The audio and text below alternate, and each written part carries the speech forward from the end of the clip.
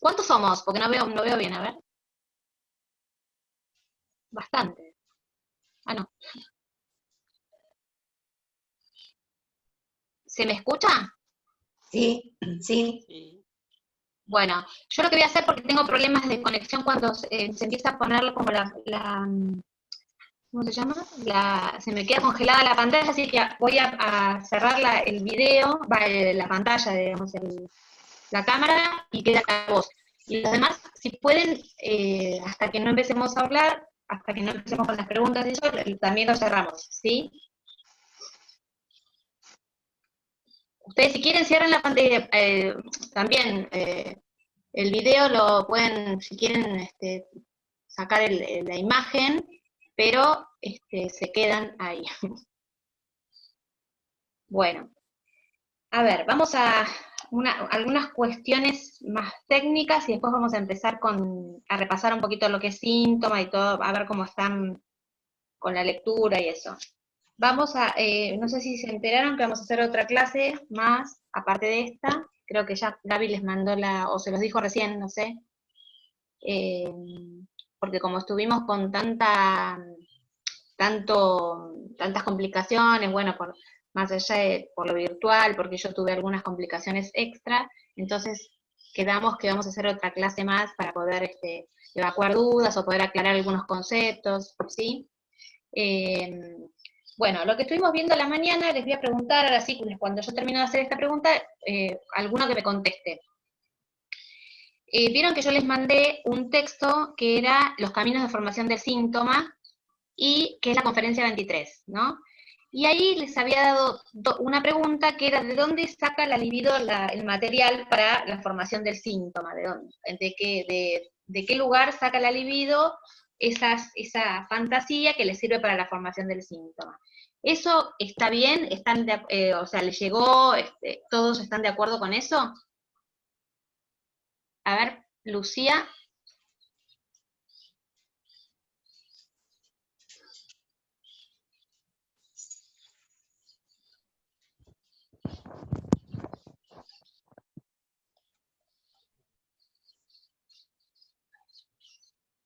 Lucía o Angélica, a ver que me conteste alguno. Hola, Sí. no veo a nadie, no sé, ¿hay alguien? Ah, Lorena.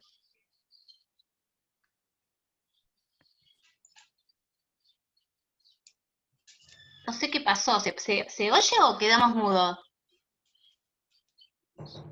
Hola, Yo Lisa, bien. ¿estás ahí? Se escucha perfecto. Yo escucho perfecto también. Yo también, sí.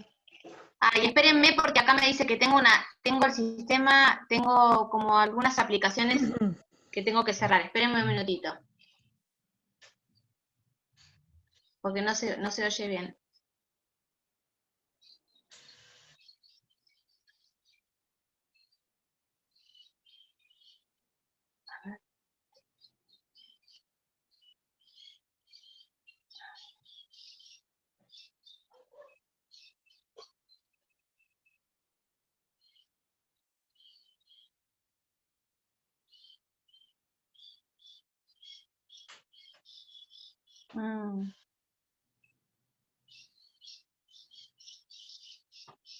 ¿Ustedes me escuchan? Sí, Sí. perfecto. Ah, bueno, bárbaro. No sé qué pasó, acá me desaparecieron todos, pero si ustedes me escuchan, sigo. ¿Me ven? No, no me ven. Sí, Sí, yo te te vemos. veo. ¿Me ven? Sí. Sí, se te escucha y se te ve. Esperen, porque algo tengo que sacar. Prefiero sacar la imagen y no la voz, porque si no la voz... Esperen un minuto, ¿eh?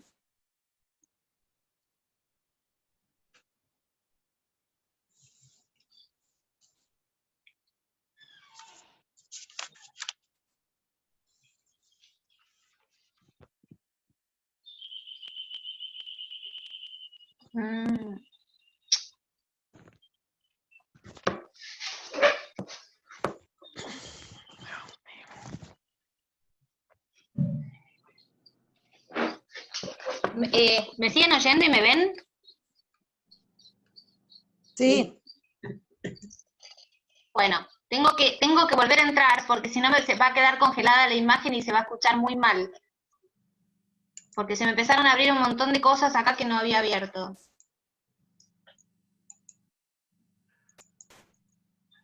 Cerrá la reunión y abríla de vuelta, entramos otra vez, Sí, si sí, querés.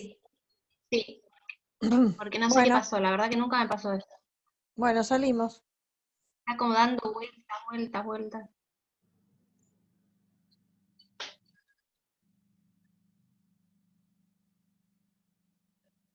Tengan paciencia, ¿eh?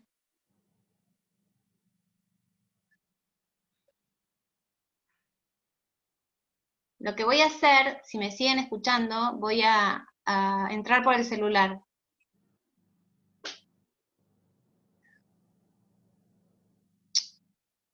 sé qué pasó acá. A ver ahí.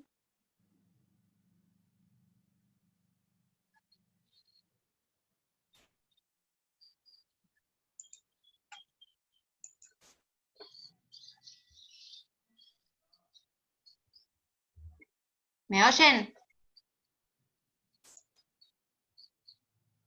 Sí. Y ahora no me ven. ¿Me escuchan pero no me ven? ¿O no me Sí, sí. escuchan? ¿Sí? Se te escucha, Bueno, ¿me pero no escuchan te bien? veo. Sí. Bueno, no importa. Prefiero que se me escuche bien y que no se me vea. ¿Sí? Ya, se Sí, escucha sí. perfecto. Bueno, bárbaro. Entonces seguimos. Cualquier cosita vuelvo a entrar, pero no creo.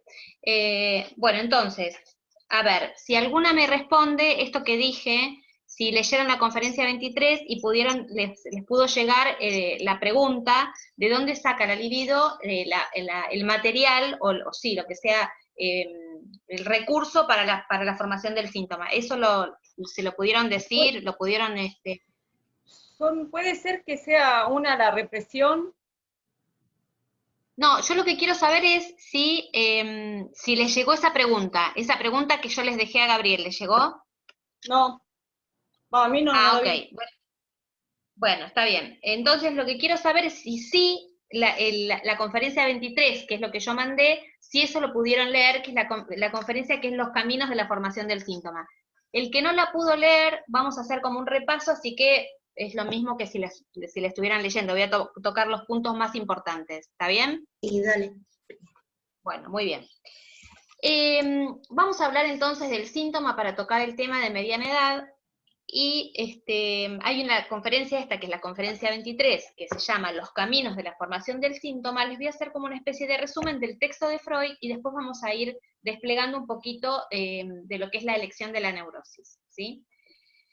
A ver, sí, Freud va a decir que el síntoma es muy resistente porque las fuerzas que se habían enemistado con la represión, que no sé quién fue que dijo ahí la represión, vuelven a coincidir estas fuerzas que se habían enemistado porque había una denegación de la realidad de estas fuerzas, digamos, se reconcilian como un compromiso en la formación del síntoma. ¿Esto qué quiere decir? Ustedes se acuerdan que anterior al Edipo, digamos, las aspiraciones libidinales, cuando los niños están en la etapa oral y en la etapa anal, son hacia los progenitores, sea los padres o a quien cumpla esa función. Y esas aspiraciones libidinosas, amorosas, eróticas, tienen que ser reprimidas porque existe la prohibición del incesto, porque porque el complejo de Edipo se tiene que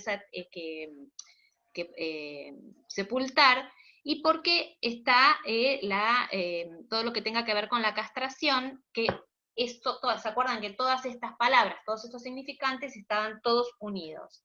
O sea, si existe la represión, si hay complejo de Edipo, y estamos con la prohibición del incesto, estas fuerzas libidinosas, esta libido que se quería satisfacer en esa representación de objeto de los padres, esto tiene que ser denegado.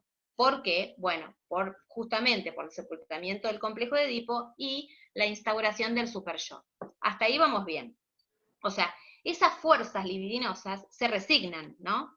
Hay que resignarlas porque existe la prohibición del incesto. Pero Freud se va a preguntar, ¿por qué el síntoma es tan resistente?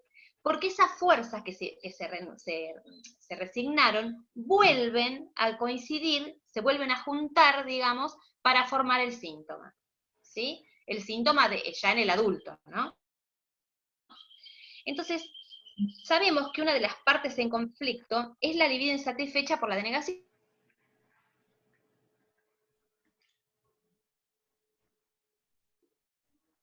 Profe, se muteó. No se escucha.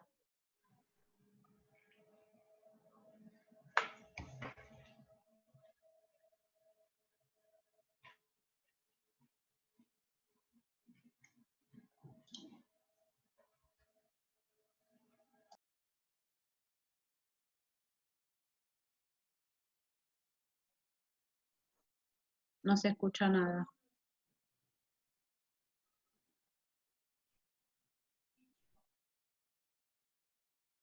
¿Si está hablando la profe? Si está hablando muy bajito.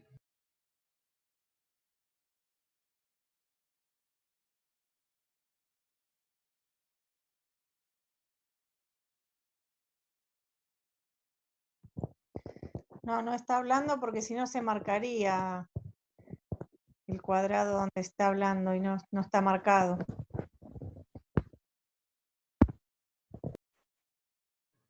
No, además ahora tiene cerrado el micrófono, me parece, ¿no? Sí. Estaba hablando claramente y de repente se cortó. Sí, tiene muteado el micrófono. Tiene muteado. Hay dos Vaninas iguales.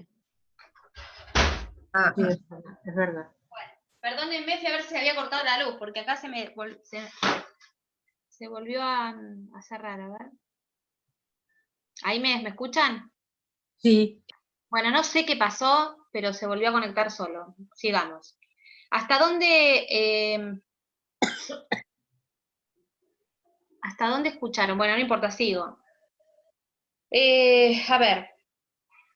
La libido, dice, o sea, volvemos a retomar un poquito. ¿Escucharon hasta que les dije que la libido, entonces... Se resignan y vuelven a coincidir para formar un síntoma. Exactamente, exactamente. Bueno, en el camino de la regresión, ¿no? Como es rechazada la realidad rechaza estas aspiraciones libidinales, no escucho, dice Gladys, no escucho. ¿A mí me escuchan los demás? Sí, te escucho. Bien. Entonces, en el camino de la regresión, la libido es cautivada por la fijación que ella ha dejado tras de sí en los lugares de desarrollo. Esto lo vamos a explicar así. Ustedes saben que hay, está la fase oral, la fase anal, fase fálica, después viene la latencia, pubertad, adolescencia. Estas dos primeras fases, la fase oral y la fase anal, son las que, de donde la libido va a buscar esos lugares de satisfacción que fueron primarios anterior al Edipo, porque son los lugares donde la libido estuvo mayor tiempo fijada y tratándose de satisfacer. Ustedes se acuerdan que la primera zona, que es la boca, es donde Freud va a decir que allí nace, en la primera experiencia de satisfacción, cuando ya la nutrición está cumplida, cuando el bebé, la mamá lo amamanta, o quien cumpla la función, o el biberón, lo que sea, el bebé, luego de esa primera experiencia, va a tratar de reeditar porque obtuvo satisfacción en el cuerpo propio. Es un placer de órgano, va a decir Freud. Entonces, en esa, la libido, va a decir, es cautivada por la fijación que ha dejado tras de sí. La fijación en las zonas orales, la zona oral y la zona anal. Esto vamos de acuerdo, ¿no? La libido estuvo mucho tiempo, depende de cada sujeto, va a estar más tiempo en la fase oral o en la fase anal. Eso depende de cada uno. Porque ahí la libido, la pulsión, obtiene la satisfacción buscada. Ustedes acuérdense que la pulsión siempre va a querer satisfacerse. Entonces, si le deniegan por un lado, con la represión y con el complejo de Edipo, la libido va a ir hacia un lugar donde pueda obtener la satisfacción, ¿sí? Estamos hablando, para hacer un poquito como más amplio, luego de la represión, la libido va a tener la pulsión va a tener distintos destinos. Un destino es la represión, otro destino es transformación en lo contrario, el otro destino que siempre decimos que es el privilegiado es la sublimación, o retornan el cuerpo propio. Esto lo vamos a dejar en suspenso y vamos a seguir con el camino de la formación del síntoma. Entonces, vamos a decir que la libido atajada tiende a escapar por algún lugar a donde haya un drenaje para su investidura. Tiene que sustraerse del yo, porque el yo, con la realidad le impone al yo que esto no se puede hacer, digamos. Siempre estamos hablando de lo mismo, siempre estamos hablando del complejo de Edipo, y de la represión. Entonces, ¿qué le permite tal escapatoria a la libido? Las fijaciones que ha dejado detrás de sí y de las que el yo se había protegido por medio de la represión.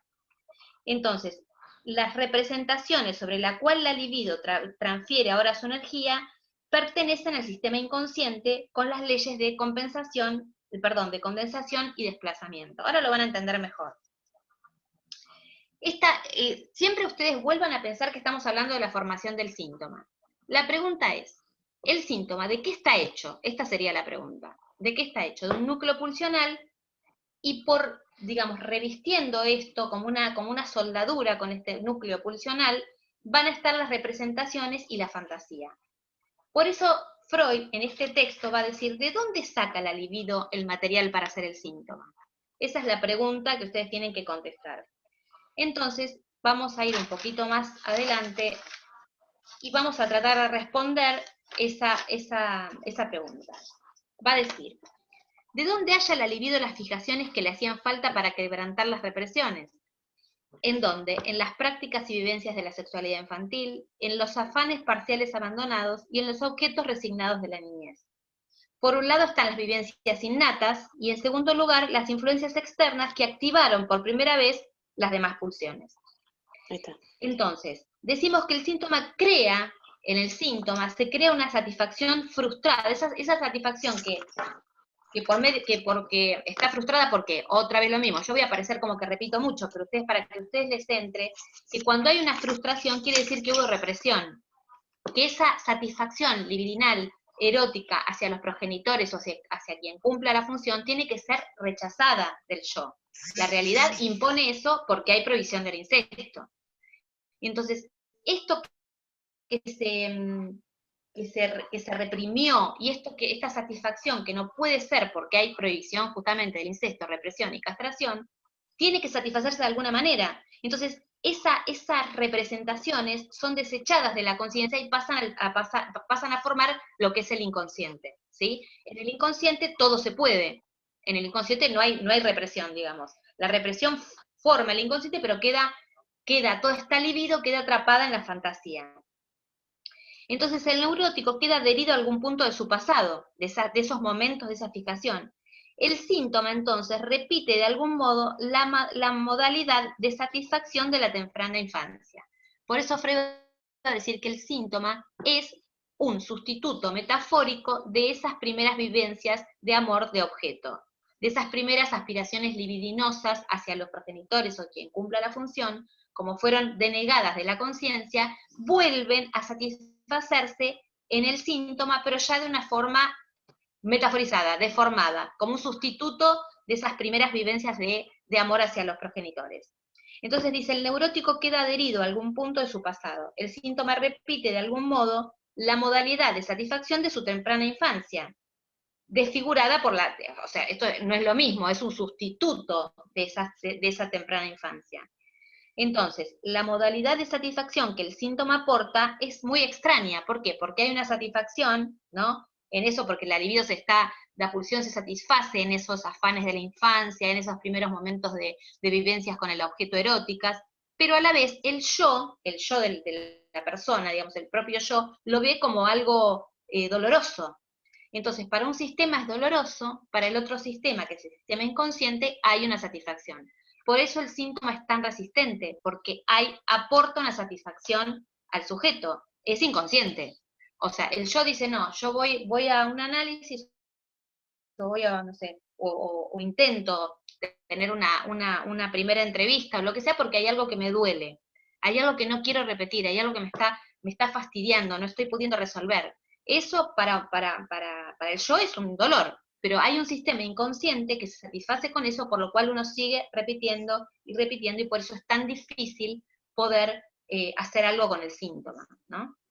porque hay una satisfacción sustitutiva que proviene de aquellas primeras experiencias. Entonces, la modalidad de satisfacción, va a decir Freud, que en el síntoma porta es muy extraña, es irreconocible por la persona, porque uno no puede decir, no, yo la verdad gozo de eso, porque no, nosotros nos duele lo que está pasando, digamos, ya sea un síntoma histérico o un síntoma neurótico obsesivo, es lo mismo.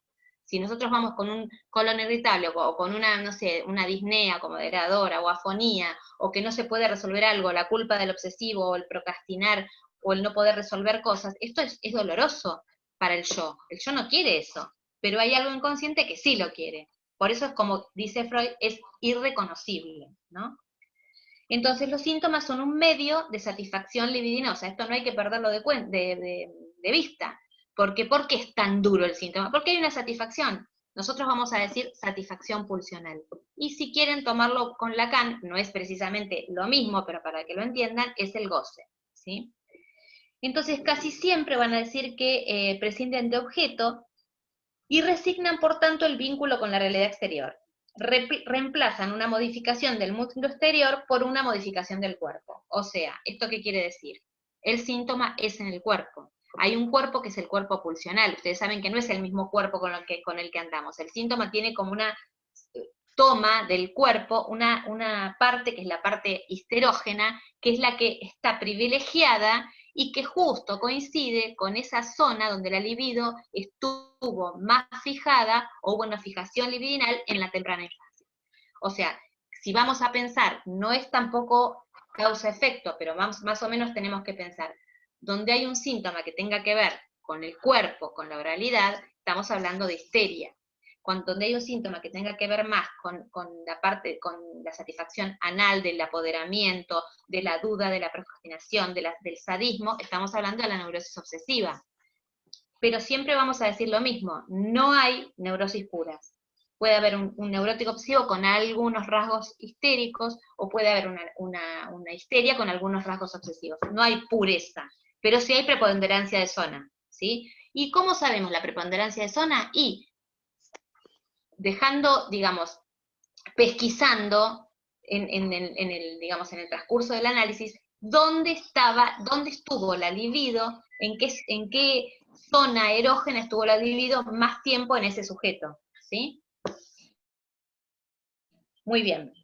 Pero esto es aparte, voy a seguir con el texto de Freud, pero puedo decir, ¿cómo hacemos esto? ¿Cómo se hace? Bueno, el síntoma sabemos que tiene un núcleo pulsional, que es lo más corporal, que es lo más donde la pulsión se satisface, y está rodeado de fantasía, de fantasma, de representación, de palabra. Si tomamos el caso Dora teníamos el núcleo pulsional, que era la zona oral, donde se satisfacía en el cuerpo ese síntoma, esa pulsión, pero rodeaba a esto que la posición de ella en el fantasma, de que era una mujer, ustedes ya lo vieron Dora, ¿no? Sí. ¿Sí? No. Ah, ¿no? Ah, bueno, no importa. El síntoma de Dora era un síntoma histérico que era en la parte oral. Tenía afonía, disnea, digamos, no podía respirar. Todo eso en la parte del tracto digestivo desde la boca, ¿no? Entonces, ella, haciendo un análisis hacia atrás, lo que se descubre en análisis, que su zona privilegiada era la boca, donde había una especie de juego erótico con el hermanito, donde ella se chupaba el pulgar y le tocaba la oreja al hermanito. Después decía que las mujeres, por la señora acá, que bueno, no importa, cuando vean el historial se van a dar cuenta, son objetos a ser chupados, o sea, todo tenía que ver con la boca.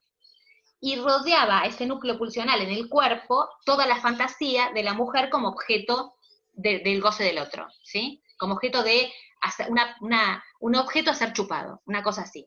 Ustedes entiéndanlo así como para que vean que cada sujeto va a tener una zona privilegiada, y esa zona privilegiada, esa donde la libido estuvo mayor tiempo, va a utilizar el síntoma para nutrirse y para poder formarse, ¿sí?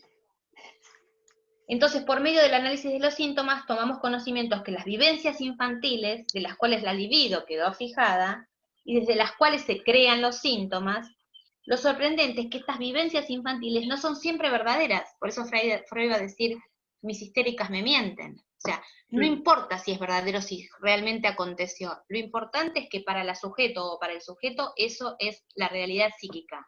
hubo un goce, un momento de seducción por parte de un adulto, o lo que sea, que la persona,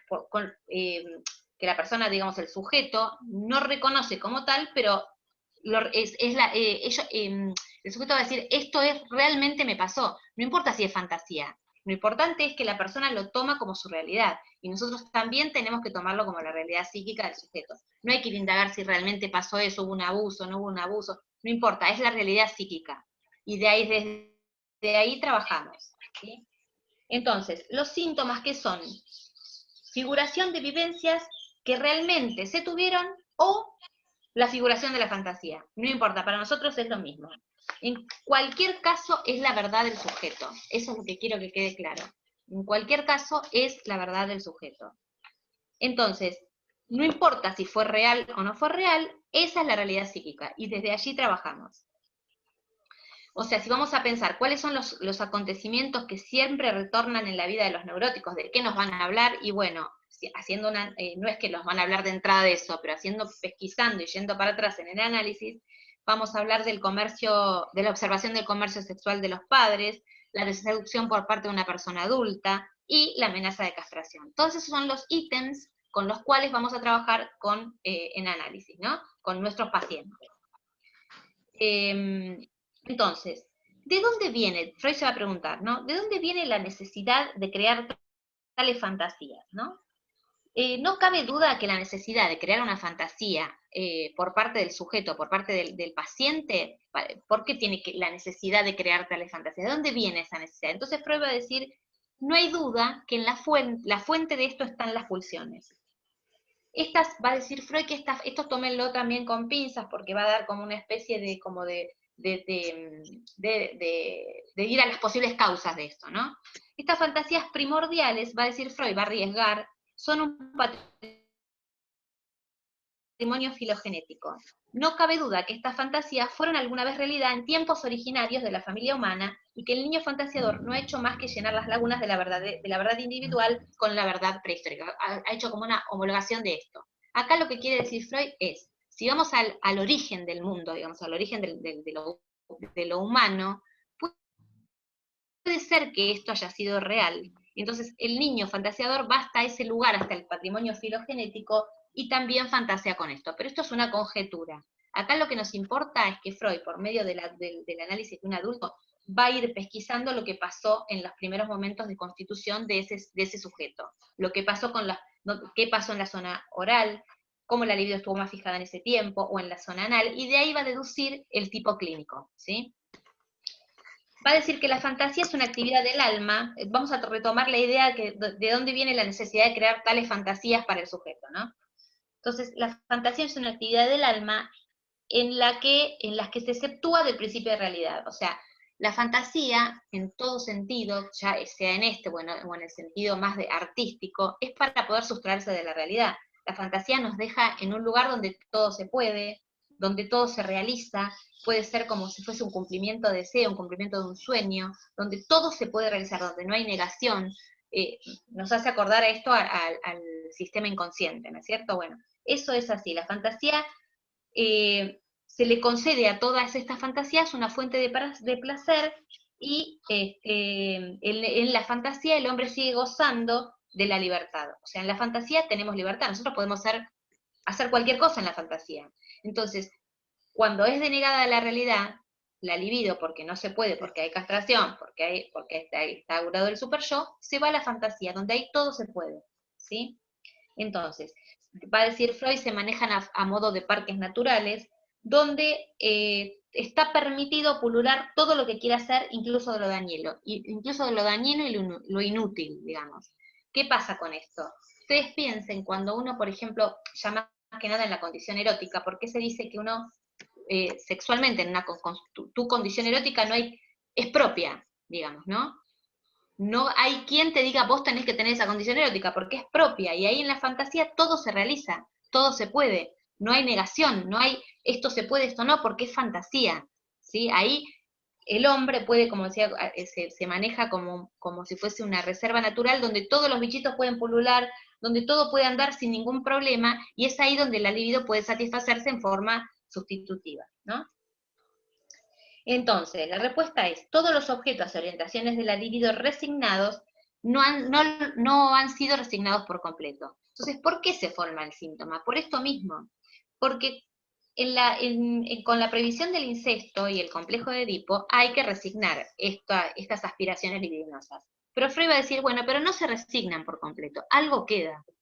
Entonces, ¿qué va a pasar?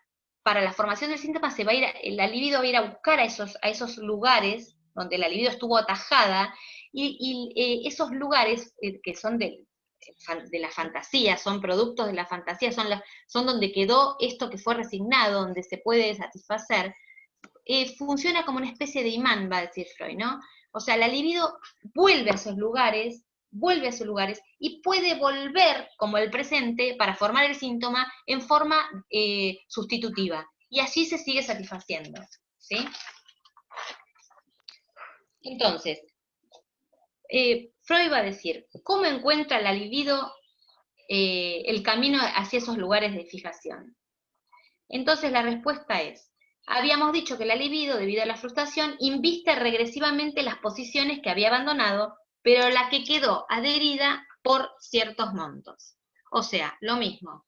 La libido dice, ¿dónde pude satisfacerme como yo quería? Bueno, en lo predípico. Bueno, de ahí voy a buscar el material. De ahí voy a buscar el material y me voy a satisfacer en el síntoma. Entonces el síntoma es satisfacción sustitutiva de esas primeras vivencias de satisfacción de la libido, pero en forma metaforizada. Ahora elige una zona del cuerpo para satisfacerse. Puede ser en la zona que tenga que ver con el acto sexual, en la zona que tenga que ver con lo anal, pero siempre piensen que este síntoma tiene esto de satisfacción en el cuerpo, pero también tiene que ver con todo lo que bordea el síntoma, que es la fantasía, lo fantasmático, donde hay una posición del sujeto en ese fantasma.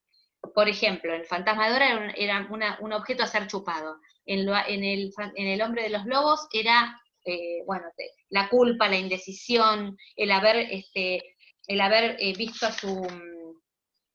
El comercio también hablaba del comercio, bueno, tampoco vieron el hombre de las ratas, ¿no? No, No vimos. No, no vimos. Ya lo van a ver y se van a acordar de esto. A ver, entonces, el síntoma, ¿por qué es tan resistente? ¿Por qué tenemos síntomas, formamos síntomas? Porque la libido nunca va a soportar la pulsión nunca va a soportar no tener satisfacción. Entonces me denegaron por un lado, pero vuelvo por el otro. Entonces, ahí con ese síntoma vamos a trabajar. Estoy hablando con un futuro paciente, ¿no? O sea, la brújula del tratamiento va a ser el síntoma. Esto es paso a paso, ¿no? O sea, ¿y por qué el síntoma? Porque ahí es donde está el goce, ahí está donde está el dolor para el yo, por lo cual nos vienen a consultar, pero también tenemos que ver que ahí hay un goce. Entonces, ¿qué se hace con eso? ¿Se desarma y ya está? No. Se empieza como a despejar, digamos, nosotros trabajamos con lo que sea la palabra, digamos, con lo que sea la representación, con lo que sea la parte más simbólica del síntoma que tiene que ver con las fantasías, y empezamos a ver qué posición tiene en ese fantasma el sujeto.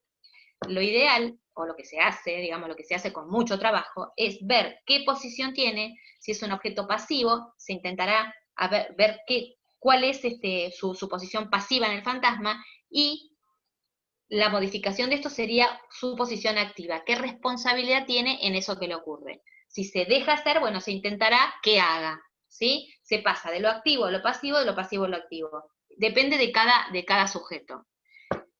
Este texto de Caminos de la Formación del Síntoma tiene que ver con este texto o este significante síntoma que va al analista, digamos, un síntoma que va a que lo curen, un sujeto que va a que lo curen, a un análisis, se tiene que relacionar íntimamente con otro significante, con otro concepto fundamental del psicoanálisis, que es la transferencia.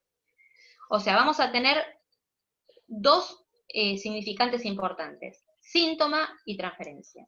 El síntoma que va al analista, o sea, no es que el síntoma va a un sujeto, pero va con un síntoma, o no está muy claro el síntoma, pero más o menos se puede empezar a pesquisar cuál es el síntoma. Bueno, ese síntoma, para que se pueda trabajar, se tiene que como desarmar y volver a armar con otro elemento dentro de ese síntoma que va a ser el analista. O sea, el analista va a formar parte ahora de una nueva formación de síntoma, que es un síntoma que Freud va a llamar neoproducido. O sea, es otro síntoma que se desarma, se empieza a ver qué posición fantasmática tiene en ese vivenciar del sujeto, para poder abrir ese síntoma y poder instalar otro objeto que es el analista. Desde allí se puede operar. Desde la instalación de la transferencia, recién ahí podemos empezar a trabajar. Si no se instala la transferencia, es imposible poder hacer algo con ese síntoma. ¿Esto qué quiere decir? A ver, el concepto de transferencia es uno de los conceptos fundamentales. No tanto porque tenga un valor conceptual, sino porque funciona tanto como motor de la cura, pero también como obstáculo. Y estos dos elementos, motor y obstáculo, van de la mano. Ahora van a ver por qué. En algunos momentos la transferencia funciona como motor y en otros funciona como obstáculo.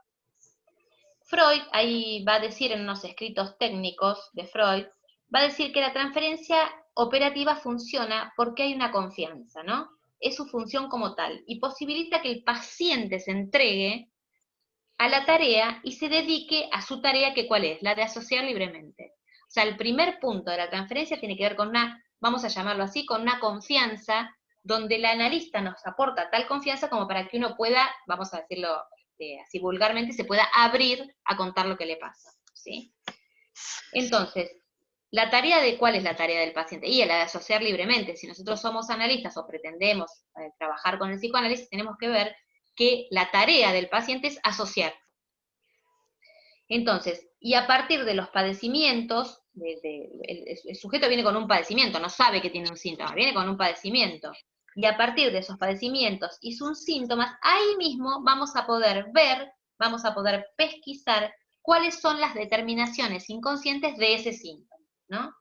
Es decir, vamos a intentar escuchar más allá de lo que diga el paciente, ¿no? El paciente viene con un relato, habla, y nosotros tenemos que ir pesquisando esos significantes que van a dar cuenta de esa posición fantasmática del paciente, ¿sí? Acuérdense que no está, cuando hablamos de posición fantasmática tiene que ver con el síntoma, porque ustedes acuérdense que el núcleo pulsional es lo que va más al cuerpo, pero lo que rodea ese núcleo pulsional es la fantasía que forma parte del síntoma. El síntoma es una soldadura de fantasía con núcleo pulsional. Es como si fuese un circulito, ustedes tienen un círculo que es el núcleo pulsional, y todo lo que bordea el síntoma, a ese núcleo pulsional, perdón, es la fantasía, y son las posiciones del sujeto en su fantasma, ¿sí? Bueno, voy a parar acá a ver si me quieren hacer alguna pregunta, si entendieron, a ver alguno que retome lo que dije, y a ver, vamos a ver, ¿quién quiere? Silvia, que te veo ahí muy activa. Dale. ¿Se escucha? Sí. ¿Sabés que lo que te quería preguntar?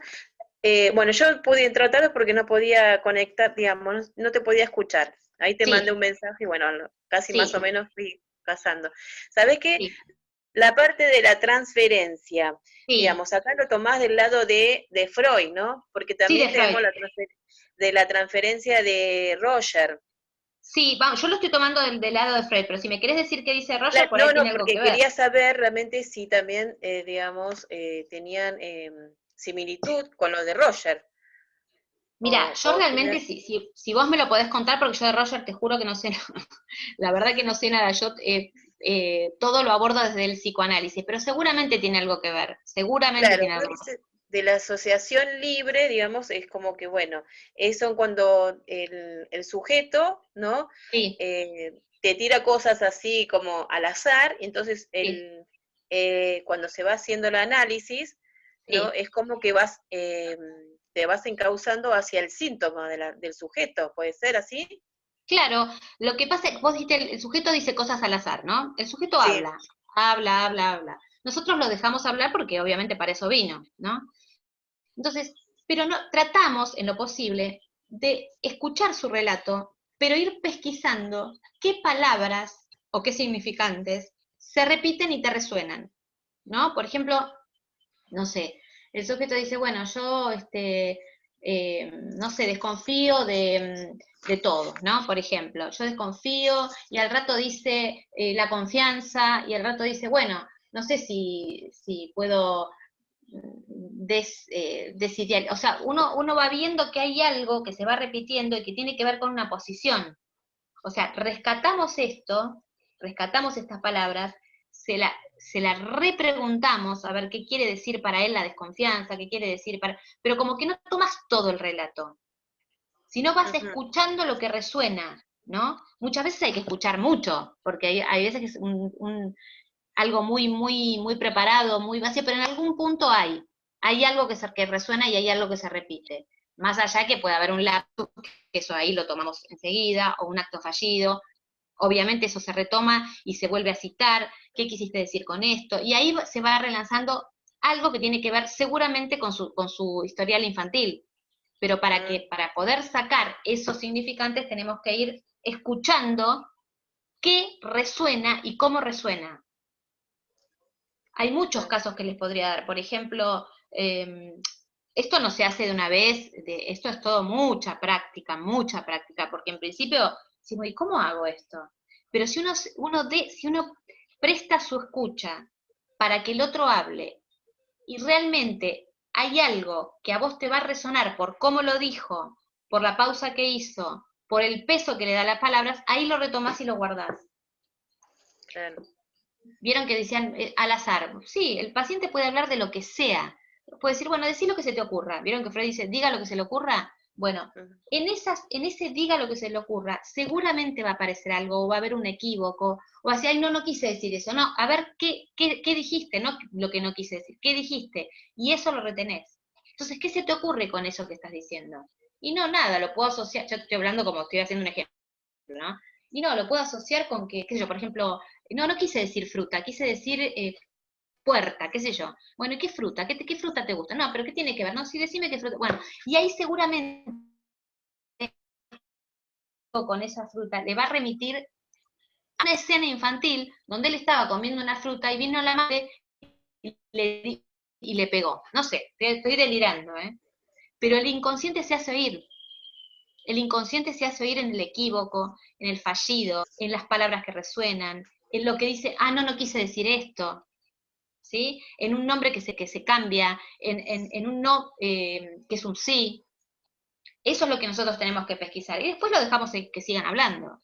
Pero si el paciente no está instalada la transferencia y no confía que en lo que le decimos nosotros no es un delirio, que muchas veces es un delirio, pero no importa, el paciente no es que es un delirio, pero es algo que si uno lo escuchara, qué sé yo, si hubiese extraterrestres escuchando lo que es una sesión analítica, decía, pero ¿estos qué están diciendo? Están asociando la fruta con el perro, o sea, es como un delirio compartido, ¿no? Pero bueno, es ahí donde trabaja el inconsciente. No sé, me fui yo también, me asocié, hice una asociación libre muy larga y no me acuerdo lo que estábamos haciendo, pero como que el trabajo analítico es ese, escuchar el significante. Ajá. No escuchar lo que dice todo, sino escuchar lo que resuena. Y retomarlo y elaborarlo con el paciente, ¿no? Intervenir en eso. Intervenir, ¿qué pasó con esto? ¿Qué quiere decir esto para vos? ¿Qué es fruta para vos? No sé, qué sé yo, fruta. Mandá fruta, ¿qué quiere decir mandar? Y no sé, qué mentir. Y bueno, mi papá me mentía, no sé. ¿Se entiende? Como ese es estar atento, estar atento, estar atento, estar atento. Pero tiene que ver con donde el paciente nos suponga un saber que tenga que ver con que podemos hacer algo con ese síntoma, no se va a poder hacer nada. Entonces nos tiene que incluir en su serie psíquica. ¿Qué quiere decir esto? Volvamos un poco atrás. Todos los padecimientos del sujeto adulto tienen que ver con la niñez. Todos. Entonces, nosotros vamos a ir a formar parte de ese núcleo psíquico desde adentro del nuevo síntoma, digamos, de ese síntoma que se forma, incluyéndonos a nosotros, para poder operar desde allí. Somos de nuevo, o sea, somos los sustitutos de esos objetos resignados de la niñez. Entonces, por momentos vamos a hacer un amor, nos van a querer, nos van a amar, y por momentos nos van a odiar. Porque ustedes acuérdense que hay una mezcla pulsional donde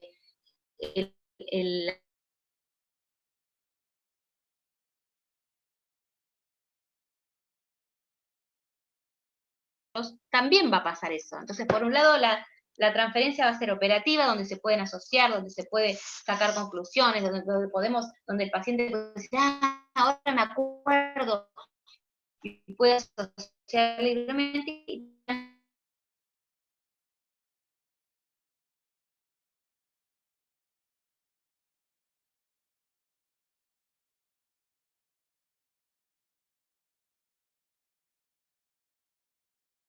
En la misma sesión pasen las dos cosas. Y es necesario que pase eso, porque así es la vida misma, ¿no? Así ¿se acuerdan que el primer sentimiento que tenemos hacia el objeto es del odio? Bueno, odio, amor, odio, amor, odio, amor, odio, amor. Es así nuestra posición en la vida, en la posición, digamos, de los otros, ¿no?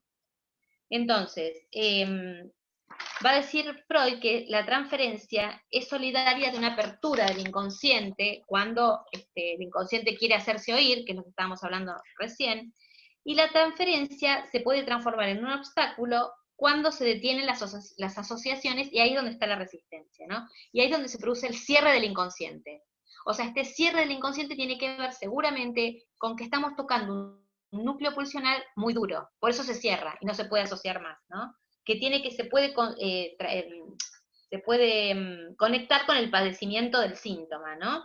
Entonces, Freud señala esto que es muy importante, que no es la transferencia la que provoca la resistencia, sino la transferencia genera la resistencia con el amor que provoca. O sea, cuando hay algo que se... ¿qué quiere decir esto? Freud va a decir, la transferencia es un amor genuino y un amor real.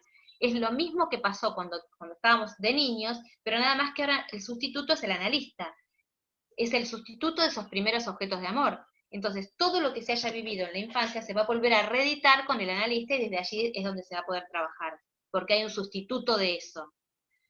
En un principio, Es la explicación en la clase anterior, en la clase 11 creo que era, cuando habla de la neurosis artificial. Exactamente, muy bien, eso es eso, ¿quién lo dijo? Mara. Mara, muy bien, es eso, esa es la neurosis artificial, ¿sí? O sea, vamos a, entonces, exactamente lo que iba a decir ahora, parece que me leíste. El analista aparece como el destinatario de los intereses del paciente, en el lugar donde antes estaba su padecimiento. O sea, es el momento donde nuestro analista pasa a ser lo más importante. O sea, dejamos de lado el padecimiento y todo está dedicado a la persona del analista. Por ejemplo, entonces va a decir Freud, es allí donde es el momento donde la neurosis del paciente deviene neurosis artificial, la neoformación de síntomas, lo que dijiste vos. Entonces, la neurosis de transferencia, que es lo mismo, neurosis artificial, conlleva una nueva significación de los síntomas. Ahí es donde ya el analista pasó a formar parte de esa serie psíquica que yo hablaba antes. Entonces, el análisis ahí se pone en juego la repetición en transferencia. La repetición de todo lo que pasó en la niñez en el análisis. Entonces, vamos a agregar, si quieren, con Lacan, que si bien está en juego una repetición, lo mismo que pasó cuando éramos niños, Lacan va a agregar algo que va a decir, hay algo nuevo, por más que sea una repetición, hay algo nuevo en lo real. ¿Qué quiere decir? Es el analista, algo nuevo, por más que sea sustituto de lo anterior, ¿no? Entonces va a tomar el banquete de Platón, que si ustedes quieren es muy cortito, pero léanlo porque es muy agradable de leer y les va a servir un montón para ver la posición del sujeto en el análisis. Va a decir, lo que hay que lograr es que este sujeto, de pasar a querer que el analista te ame, ser amado por el analista, va a pasar a ser el amante, el que va a poder hacer con su vida. Y entonces ahí el analista va a caer de ese lugar de quiero que me ame, quiero que me escuche, quiero que me mire, quiero que sea la preferida del analista, qué sé yo, que es necesario que eso pase, para pasar a ser un objeto de desecho y poder nosotros, con nuestra propia decisión, nuestro propio deseo, poder andar un poquito más solos en la vida, ¿no? Como que ese gran otro empieza a caer, ¿sí? Que es cuando cambiamos la posición fantasmática. Esto que les estoy diciendo muy fácil, puede llevar toda una vida, digamos, ¿no? para poder salir de esa posición fantasmática con la que vamos al análisis y poder cambiar esa posición, podernos hacernos cargo de la posición y poder ser nosotros artífices de nuestro propio destino, pongámosle como para hacer una cosa más del sentido común, ¿sí? Entonces, por un lado es la repetición de esto infantil, va a decir Freud, previa, y al mismo tiempo es la repetición de un síntoma, pero que ahora viene a ser el síntoma este nuevo, artificial, donde el analista está en esa serie psíquica. Entonces Freud va a decir, en otro texto, que es recordar, repetir, elaborar, va a decir que el paciente, en lugar de recordar, actúa como si fuera el guión de una obra de teatro. Es decir, repite sin saber que lo repite. Nos comportamos de la misma manera que nos comportábamos cuando éramos niños, pero no nos damos cuenta de eso. Repetimos sin saber lo que lo repetimos, pero el analista sí pesquisa eso. Berrinches, o cambio de horario, o no quiero que, entonces ¿por qué me miro así? ¿Y por qué no sé qué? ¿Qué sé yo? O por ejemplo una asociación, y ahora me estoy acordando de esto que nunca me había acordado, como poniendo a ese lugar, a ese analista en el lugar del gran otro que no tiene barradura, ¿no? Entonces, ¿podemos decir que la transferencia opera sobre el analista y aparece como destinatario de la libido? ¿Y qué es lo que transfiere? Va a decir Freud. Y entonces, sí, el analista aparece como destinatario de la libido, y podemos decir que ese nuevo objeto que está dentro de ese nuevo síntoma es nuestro objeto de amor. Por eso va a decir, es un amor real, es un amor genuino, pero desde donde el analista tiene que operar y manejar la transferencia de tal forma de no responder a esa demanda amorosa, sino de hacerle creer que la respondemos, pero no la respondemos. O sea, ustedes saben que si uno responde a la demanda, se obtura el deseo. Entonces, hacemos de cuenta que, pero no les respondemos a la demanda de amor. El paciente no se da cuenta que no estamos respondiendo a su amor. Hay que hacerles creer que sí, una ficción, esa ficción es necesaria para que se pueda trabajar desde ahí, ¿no? Entonces, por ejemplo, doy ejemplos. El analista destinatario de la libido, ¿no? Que está puesto así en la transferencia. Entonces, nosotros pensamos, en lugar de hablar de lo que nos pasa, decimos, ¿por qué me miro así? ¿Por qué me hablo así, por ejemplo? Bueno, qué maravilla lo que me dijo, no sabes lo que es mi analista. O sea, ahí te das cuenta que estás empezando a trabajar, y entonces eso lo que da cuenta que el analista está formando parte del síntoma y es el destinatario de esa libido que antes era, en la temprana infancia, los objetos de amor. Entonces, ¿por qué ubicamos la transferencia también como resistencia? ¿Por el amor que provoca? Porque está puesta justamente en el lugar de los objetos de amor. Y muchas veces el objeto de amor en nuestra infancia era objeto de odio. Transferencia motor, obstáculo, motor. Y eso es con lo que nos manejamos en el análisis, ¿no? Entonces, con la libido con que vamos a investir este nuevo objeto dentro del síntoma, es así, va a decir Freud esto, miren qué interesante. El objeto nuevo de amor va a tomar su privilegio con las investiduras antiguas del yo, ¿no? Entonces, se inviste al objeto de amor, se enlaza el objeto de amor con rasgos inconscientes de los primeros amores. O sea, va a ser una traducción de los primeros amores. Estos rasgos infantiles antiguos condicionan los objetos que voy eligiendo en mi vida y también al analista. O sea, cuando uno elige un objeto amoroso, fuera del, exogámico, como un partener sexual, va a tener esos rasgos de ese primer objeto de amor, de esos primeros objetos de amor. Son rasgos que quedan en el inconsciente y que uno va a investir a esos nuevos objetos con esos rasgos antiguos. O sea, cuando uno dice, por ejemplo, bueno, no sé, qué parecida es, qué parecida es esta persona al rasgo de mi viejo. Bueno, sí, es eso. Todos nuestros objetos de amores futuros van a tener rasgos de los primeros objetos de amor. Rasgos, ¿no? Entonces uno va a formar su objeto de amor con estos rasgos que consuenan con mi posición en el fantasma infantil. Bueno, bien. Ahora vamos a ver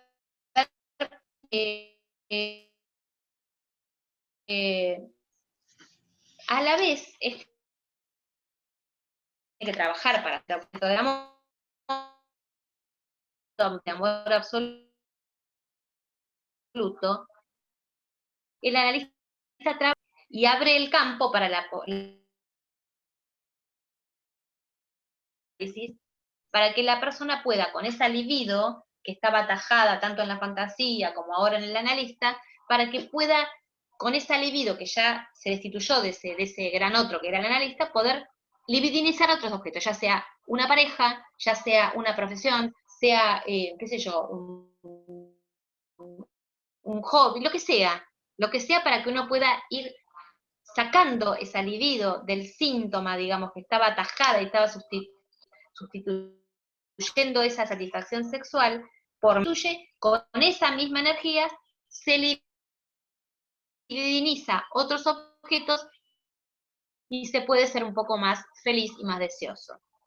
A ver, yo voy a parar acá porque es un montón y tenemos otra clase, y ya son las 4.